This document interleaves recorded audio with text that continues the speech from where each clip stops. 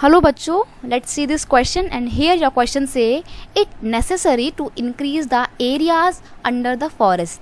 Why? Give any 5 important reason. देखिए question आपसे बोल रहा है कि जो फॉरेस्ट का एरिया है, area under the forest we need to increase that area.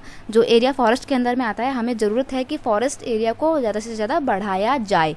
तो इस स्टेटमेंट के सपोर्ट में आपको 5 इंपॉर्टेंट रीज़न देने हैं. देखो सिंपल सी बात है, क्वेश्चन पता है क्या पूछ रहा है. क्वेश्चन का की कॉन्सेप्ट ये है कि ट्रीज़ हमारे लिए क्यों ज़रूरी होते हैं, आपको वो बताना है. ठीक है, तो देखते हैं ट्री हमारे लिए क्यों बहुत ज़्यादा वैल्यूएबल हैं. सबसे पहली बात, forest are necessary to maintain the ecological balance. Ecological एक जो बैलेंस होता है इंसानों और प्रकृति के बीच में, यानी कि ह्यूमंस के बीच में, एनिमल्स के बीच में और नेचर के बीच में, उस इकोलॉजिकल बैलेंस को मेंटेन करने का काम किसका होता है? फॉरेस्ट का होता है. To regulate the flow of river, forest are essential.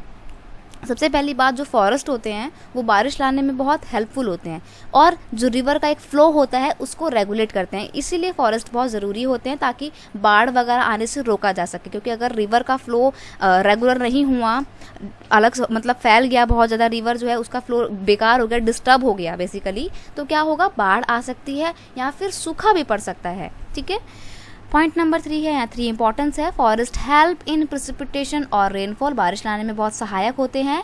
And thus minimise the possibility of drought, और जो इसी वजह से, क्योंकि वो बारिश लाने में सहायक होते हैं, इसलिए जो सूखा की प्रॉब्लम हो सकती है, सूखा पड़ जाने की, उसको मिनिमाइज करते हैं उस प्रॉब्लम को. ठीक है, एक और पॉइंट है, in soil conservation the forest play an important role.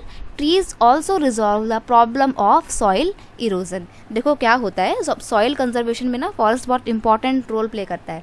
पेड़ जो होते हैं, जैसे मान लीजिए ये पेड़ है, जो पेड़ की जो जड़ें होती हैं, ये जो जड़ें होती हैं पता है क्या काम करती हैं? जो अपनी जो मिट्टी होती है ना, मिट्टी, ये जड़ें उस मिट्टी को पकड़े रखती हैं. अब जब पेड़ नहीं होंगे, जड़ें नहीं होंगी, तो वो मिट्टी क्या हो जाएगा? वो मिट्टी बह जाएगी. तो इसी को बोलते हैं सॉइल इरोजन. ठीक है, अब ज़्यादा से ज़्यादा फॉरेस्ट लगाओ ताकि ज़्यादा से ज़्यादा जड़ें हों, और ज़्यादा से ज़्यादा जड़ें होंगी तो क्या होगा? सॉइल इरोजन नहीं होगा. ठीक है, तो सॉइल इरोजन की जो प्रॉब्लम होती है उसको रिजॉल्व करने में भी फॉरेस्ट बहुत वैल्यूएबल रोल प्ले करते हैं. ठीक है, a large part of forest and its goods are require in industrial production. Industry में जो भी प्रोडक्शन होता है, उन सब चीज़ों के जो रॉ मटेरियल होता है वो फॉरेस्ट से ही मिलता है. तो इसलिए फॉरेस्ट बहुत इंपॉर्टेंट रोल प्ले करते हैं हमारी इंडस्ट्रियल ग्रोथ में.